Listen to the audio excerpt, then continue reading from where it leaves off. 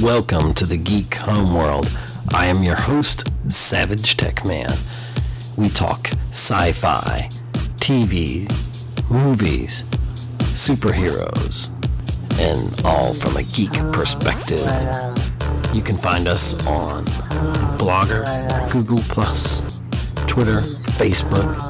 We're everywhere. Join the Geek Homeworld. Greetings, everyone. This is Cheryl, and I am here with Ed. Hello. And today we are introducing a new special feature segment called Freestyle. Freestyle.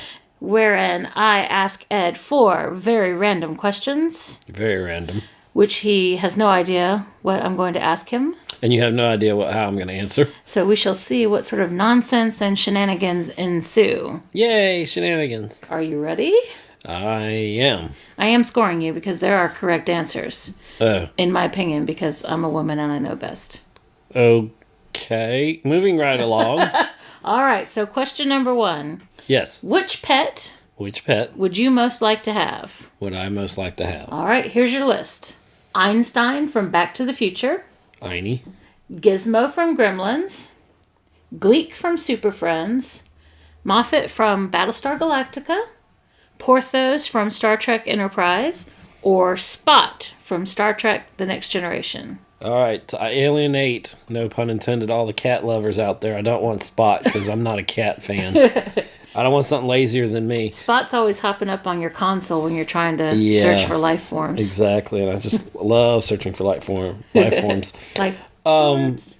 I love beagles, so I would go with Porthos a little bit, but it's not my favorite because I would go with Moffat from Battlestar Galactica. Why would you choose Moffat? Because he's like some hybrid computerized dog thing, and he looked like a bad actor in a bad suit from the 70s. Suit. It was a bad costume. But maybe it really did have a person in there. I don't know. I assumed it had a person in it. I don't know maybe that. it was a poor dog they put into that. Any Moffat fans out there? There's probably a subculture just dedicated to that. What if I'd added R2-D2 to the list? Then he would have trumped everyone. No pun intended.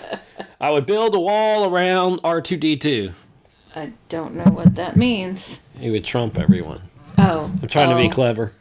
Well, keep trying. Maybe I'll let you know when I'll let you know when I become clever. So, you don't want Gizmo? No, because gremlins scare me. I'm kind of like a gremlin. You don't pay attention to time, so you would definitely feed it after midnight. After midnight, if I eat and I get wet, I'm probably grumpy. You have water everywhere all the time, so I guess... I'm kind of a gremlin. A mogwai. But that means I'm cute and cuddly otherwise. Yeah. Unless you get me wet or feed me after midnight. Yeah. All right. So question number 2. Number 2. In case of an emergency... Which young character would you rather have in your group? Case of emergency. Okay. Here are your choices. All right. Anakin Skywalker. Carl from The Walking Dead. Jack from The Incredibles. Jake Sisko from Star Trek Deep Space Nine. Or Wesley Crusher from Star Trek The Next Generation. Shut up, Wesley Crusher. No Wesley Crusher, sorry. But he's very smart. He even transcends. He can transcend. He's probably the one you'd need for the technical expertise, but no. What about Anakin if you're needing to race? Well, you might as well get the kid from the Incredibles. Jack. Because he's basically the Flash. He could get there quicker than Anakin could, even though using the Force, Anakin could possibly get somewhere quickly, but no, I wouldn't trust Anakin, first off. I know. What if he goes to the dark side sooner than planned? Yeah, that would mess up all of my plans. What are my other choices left? Carl. I wouldn't trust Carl because he can't go anywhere without his dad's hat. I know, he's got the hat. And then he lies about when people try to kill him. No, he was kind of obnoxious when they were teaching the other kid to shoot. Yeah, he's lucky the guy didn't shoot him right then. He should have. But that would be bad. And Jake Sisko? He's probably the least favorite on my list. I would put Wesley above him. I didn't really know Jake enough. Jake didn't really do any. Jake and I didn't hang out very much, so... You know, maybe Quark, but he's not on the list. Quark is a pet. And I would. Oh, wait, this isn't the pet him. question. This is the kid question. A kid question, a kid pet. So, who does that leave? That's everyone. So you chose Jack, I think, from The Incredibles. I'll take Jack from The Incredibles. Because he's like me. He's kind of hyper and crazy, and he'd be moving So along. you want another you on your team? Well, I probably need someone like you to balance the force, but I don't know. Or are you calling me Wesley Crusher? No, I'm not. Okay, so now this is going to take some deep thinking. Ooh. The questions get harder as we go. So do my answers. Okay, so... More convoluted. If you could bring back one obliterated world, which one would you save? Alderaan? Krypton? Praxis? Or Vulcan? There's more smart people on Vulcan, but their feelings are repressed. So one day it's going to blow up anyway. That's an interesting theory. Praxis, that was just an incident on Praxis. It's So been an incident. no Praxis. Cannot confirm the location. Alderaan really didn't do anything the other than raise existence of Princess Leia. So Well, it kept her safe from Darth Vader. It did. Had he known that she was Isn't it alive. ironic that he actually blew up her world without knowing? Like, somewhere deep inside, he knew that would hurt her. Well, I mean, he knew it would hurt her, but he didn't know she was his daughter. So you have a sister. If you will not turn to the dark side, then maybe she will. You know, you sound like the Emperor more than Darth Vader. That's a little scary. Okay, what was left on the list? Krypton and Praxis. Oh, we said Praxis. You said it's just an incident. My go-to thing would probably be Krypton, because then you'd have a race of super aliens. Of course, they'd invade the Earth and kill us all and make us their slaves. But why would they come here? Because if Krypton wasn't being destroyed, then Superman never would have come here. And if Superman wasn't here, why would Zod come here? But if you watch Man of Steel, you know that for thousands of years, the Kryptonians went out and searched different worlds, but they weren't able to establish. Steel. I don't accept that as a Superman movie. Uh-oh. All right, you better move on while you still can. All right, now we've come to the final question. Yay, final question. This is a bonus question. It's worth more points than all the others. More points. I want all the points. Although I didn't tell you how many points the others were worth. You didn't. But so far you have 6.5 points. I want 7.2 million. That's what this question's worth. Okay, great. Oh, actually not 7.2. It's 7 million and 2. Okay. Okay. So, if you could time travel. Yay, I want to time travel. And you could go back and reshoot any of the following movies. Okay. Which would you choose and why? And why? Number 1. Batman and Robin. Oh, George Clooney with bat nipples. Number B. Indiana Jones and the Kingdom of the Crystal Skulls. Space aliens and Indiana Jones. Next. Number 3. Star Trek 5. The Final Frontier. To boldly go where no one really has gone before. And D. Star Wars The Phantom Menace. Okay. Or number 5X. X-Men The Last Stand. Interesting. Unlimited budget. Unlimited budget? Yeah. You can even choose the director. Do I get to wipe them from existence? Yes, you're going back in time, so anything you do is going to change the future. So you might think about that in terms of series, because it would change all the rest of the series. Well, considering... But it'd be like the reboot of Star Trek. It just would start all over again. In an alternate sort of timeline. Yeah, so all the stuff that happened in our current time, our current history, wouldn't happen. It could be like an Earth 1, Earth 2 thing with the Flash. Yeah, so I don't know if you did Star Trek 5, if that means Star Trek 6 might not get made. If there was enough money, it well, would but have. what if like Spock? What if they just ended with 4? Oh, the voyage home. What if 5 was so good that Spock never did 6? That would be bad because that's a I really love good the movie. Undiscovered Country. It might Yeah. be one of my favorite Star Exactly. Trek Christopher ones. Plummer, best villain since Khan. I don't know. I really got to talk an episode about villains sometime. We did, but we need to talk deeper about Star Trek. Star Trek villains. Let's start with Batman and Robin. It killed the franchise, so I would go back and probably kill it. Some of the worst things. But if you did that, if they were still running that series, then maybe you wouldn't get the Dark Knight series. Oh, we would. I think we got the Dark Knight series because they wanted to take Batman and Robin seriously. That's what I'm saying. After Joel Schumacher screwed it up. But if Batman and Robin had been good, they would have just kept going down that way. But even terrible movies, a movie's got to be very, very bad for me not to like it. It's like someone giving me bad service at a restaurant. You've got to give me very, very bad service before I'll even lower my tip. It's true. And with Batman and Robin, I've said this before, and people will disagree with this, and I hope you do. But you hope people disagree with you? Yeah. That's weird. I love that. I love it when they think I'm totally wrong. Oh, that's why we get along so well. Exactly. I think George Clooney in real life is the closest thing we have to a real Bruce Wayne. At least before he got married, a billionaire. Well, he's a millionaire. He could be a billionaire. I don't know. Who knows how much money? But he's got good suits. Yeah, and he's just the cool guy, and he's that image of Bruce Wayne. And currently, he's teaching Danny DeVito how to drink coffee. Apparently, but it's more than coffee. It's Nespresso. Okay. No money was received for that endorsement. Actually, I don't even drink coffee or any I don't kind endorse of any espresso. coffee. Yeah, I endorse coffee all the time, as long as I'm drinking some. Well, what but about Batman and Robin? Okay, you had too many people in it. It was basically like Spider-Man 3. Too many villains, too many storylines. But it was very like what's campy. What's going to happen with Marvel? No, that's another tangent. I'm not talking about that now. We'll discuss that later. But Batman and Robin Joel Schumacher came back and apologized later, so did George Clooney for it. And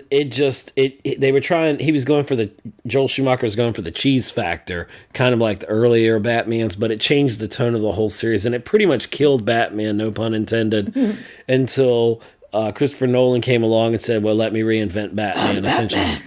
I know. You should take care of that throat problem. Yes, lozenges, something's got to help. Too much yodeling, I imagine. Yodeling? Yeah. So what about Indiana Jones and the Kingdom of the Crystal Skull? It kind of made sense in a way to me because I look at things differently than some people. It just looked like the worst thing was probably Harrison Ford being led around and Mutt.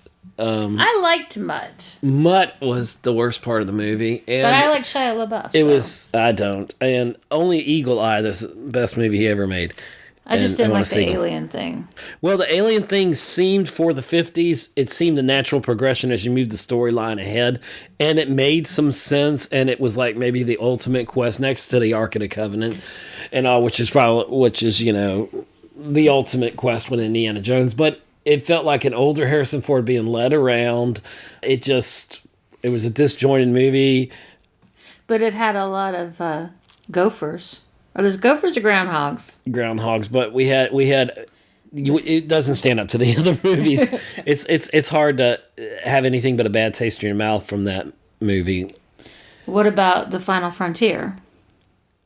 The Final Frontier had an interesting concept. Was it the worst of the Star Trek movies? Yes. I don't know. I have read some apologias for the motion picture. Final Frontier. No, the motion picture I think is the worst. I'm surprised they made any more after that film, frankly. Yeah. It's so dull. And I have the extended cut, and I've only watched it once. I don't have time to watch that again. Star Trek II, The Wrath of Khan is not my favorite Star Trek film. Undiscovered Country. Undiscovered Country is because I'm a big Shakespeare fan, and they took a lot from Shakespeare. But some people think I'm crazy with not saying this, but this is where I differ from a lot of other geeks. But I would put First Contact ahead with Picard ahead. Oh, I love First Contact too. I would put it ahead of Khan. Khan I'm waiting might for be First my Contact third one. now. Yeah, maybe we'll live that long. No. Yeah. I don't Zephyr want to live through the Cochrane. eugenic wars. You know, it's a blended society. I was trying to blend in. You're blended, all right.